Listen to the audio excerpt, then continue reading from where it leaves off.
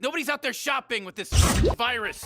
I'm gonna go on a limb and say this is probably going to go down as one of the most notorious and divisive episodes of Rick and Morty in the history of the series. It's at least the most divisive so far. I'm not even sure how I feel about it specifically, because guys, Rick and Morty did everything. Evil Morty, Galactic Federation, Morty killing Rick, topical pandemic references, the whole 9 yards. And yet, only one of those things were canon, potentially. Look, fans on both sides may be overreacting here, and that doesn't just mean blind rage. Let's break this all down. I don't even know if we need a spoiler warning.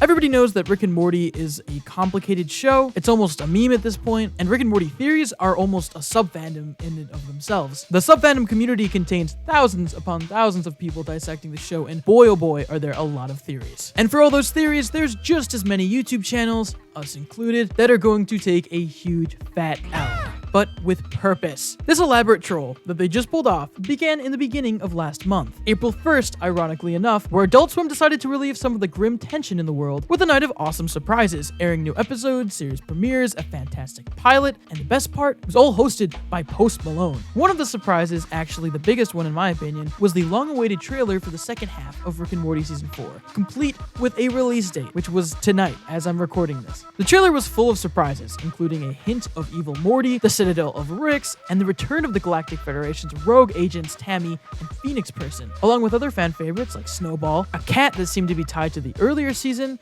It was all wild and got us hyped for Season 4. It seemed like they were finally going to answer a lot of these questions. It seriously seemed as if Rick and Morty would follow up on the overall story arc and overall bigger picture of the show, seen in episodes such as The Wedding Squanchers and Rickshake Redemption. Season 4 would give this dedicated group of fans a huge heaping of what they've been dying to see, and it was right there in the trailer. Unfortunately, we should have remembered the date that it came out on. All of these big theory fuel scenes that fans, channels, and blogs have fixated on, clamoring for literal years to explore, turn out to all be from this mid-season premiere, and not in the way that you would want at all. The entire episode actually revolved around the idea of breaking continuity, story arcs, and good old meta commentary. So what actually happens in this long-awaited episode? Well, this episode starts out with the idea of Rick Sanchez's Rogue Gallery sharing their backstories and previous experiences with Rick, which naturally would reveal much of his past and piece together some lingering questions. Rick's past is the biggest mystery of the show. This is hype, I'm on board. But quickly, the episode throws off that concept by sticking Rick and Morty on the, quote, story train, the outside of the train acting as the mysterious force of disbelief, suspending anyone who falls out of the train in a new reality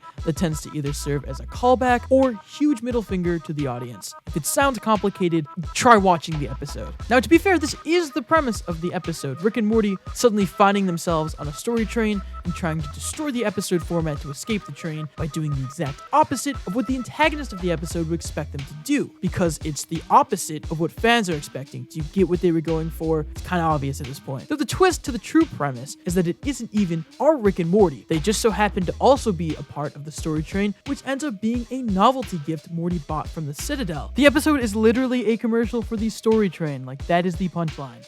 Rick and Morty is on a different level. An ironic jab at capitalism, putting a massive bow on this huge social commentary of an episode, which they actually backtrack with a last-minute ADR to make a topical coronavirus reference. I would not have believed you if you told me that a week ago. It ended up being the biggest twist of the episode, but that's dedication to the bit. Although the story fake-outs are the big conversation, this episode goofs on all of Rick and Morty as a whole. More than anything, it was mocking co-creator Dan Harmon, taking jabs at his own personal story chart, the one that's supposed to represent the hero's journey circle. If you're a big fan of Rick and Morty or Dan Harmon's work, you've probably seen this before. He bases all of the episodes of his shows, all of his stories, around that basic circular outline. But the episode also makes fun of Rick and Morty just as much, referencing their tropes and cliches right down to gimmick episodes such as Interdimensional Cable, which they've taken jabs at kind of a lot in the past. They actually reference that particular duo of episodes like 2 or 3 times. They even at one point reference going beyond the 5th wall. Now this line actually caught me off guard. I'm sure all of you know the 4th wall breaking, character or narrator acknowledging that they're in a fictional show, that they aren't real. But the 5th wall is typically when an actor references a different work they've been in, portraying other characters. Like if Rick or Morty ever referenced Gravity Falls or Fishhooks, as Justin Roiland did voice work for both of those shows, including voicing one of the main characters, Oscar, on Fishhooks. Beyond that would be the 6th wall, and there's a lot of contention on what that could even be. I don't know, comment your theories down below. But what is the real message of this episode? Because the fan reactions so far have, like I said before, been extremely divisive. This is definitely the episode that could break the fandom if any could. Well, let's examine this fan reaction. Needless to say, Rick and Morty was trending on Twitter, though I pretty much expected obviously this is a big premiere. And so far, it's pretty much splitting people in half. Sources like IGN are praising the episode, saying they're finally re-tapping into an old formula. A lot of fans joking about how confusing it was, with a lot of people having their biggest gripes with the Evil Morty scene. That's the scene where Rick and Morty are being tapped for all of their story potential, and we get a final climactic showdown with all of the Ricks, and Evil Morty is there, and he's doing pretty much what everyone theorized by controlling the army of Ricks, and Rick and Morty have their backs against the wall, and it's literally shadowed and colored to look like a movie or a big finale, literally what fans have been theorizing for years, all to be undercut by a joke about Christianity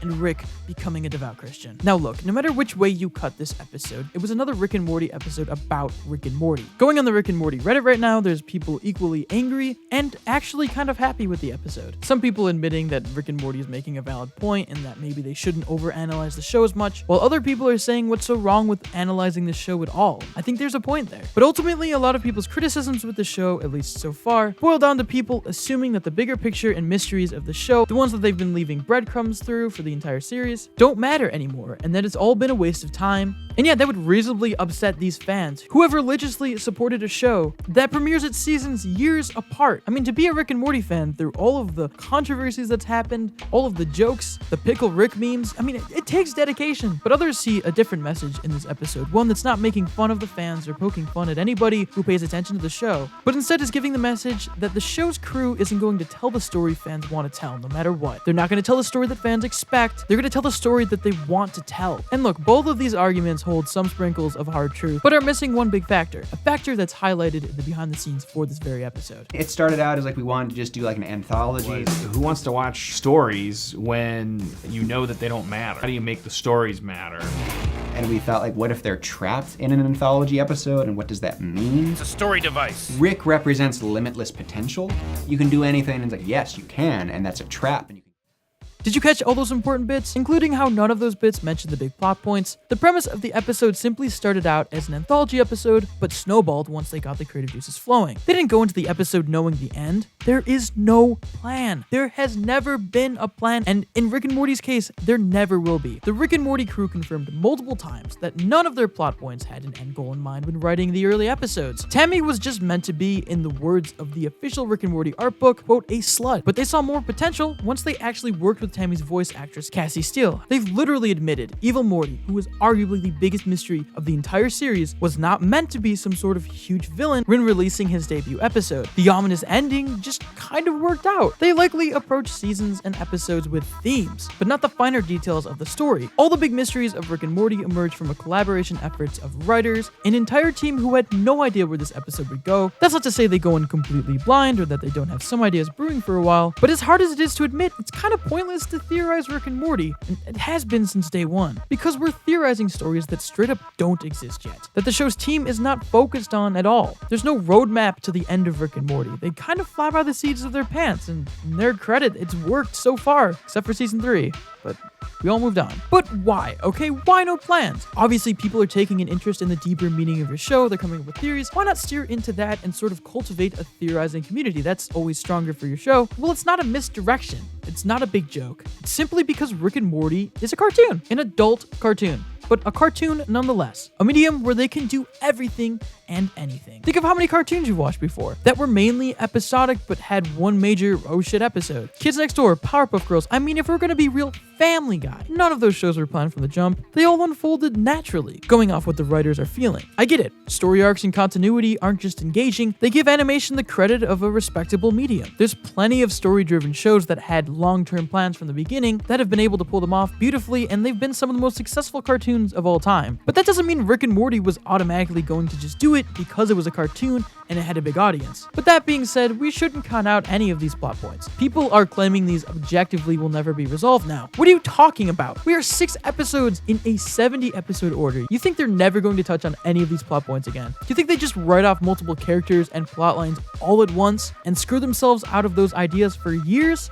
Maybe they did that. I can't tell with these people. I think at the end of the day, though, these plot points can still pop up, and they likely will, but they won't go down in a way that we envision. Whatever happens in Rick and Morty just happens. It's confusing enough as it is. They'll get to these plot points when they get to them. They have a ton of episodes ahead of them. We shouldn't be anticipating them and getting our hopes up for something that was never their intention in the first place. As a community, we're guilty as charged, but at the end of the day, this episode isn't as much of a personal attack as it initially may have seemed, or been received by the audience. I mean, even when I was watching it, I felt the sting of the scene with Evil Morty. It hurt, man. It hurt. But at the end of the day, it's a bold statement to the Rick and Morty fans, to the viewers, to the show itself. Rick and Morty is letting everybody know exactly what it is. Now, if I were to insert some of my personal opinion here for a second, I can see why people are still upset, even with all of this being said. In my opinion, Rick and Morty is a show that's never really had a plot point and comes up with this stuff with no clear end in mind. I think that's all well and good. But having episodes like Tales from the Citadel, reopening the Evil Morty mystery, if that was really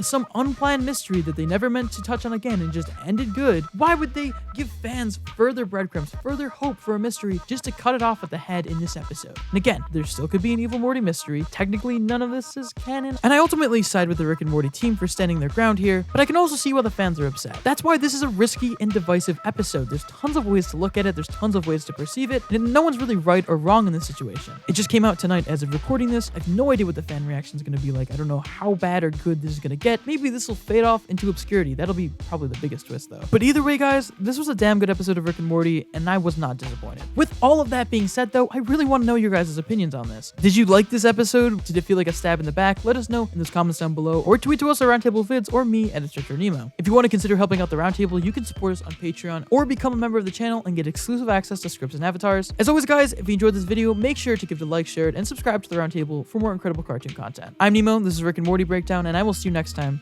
Peace.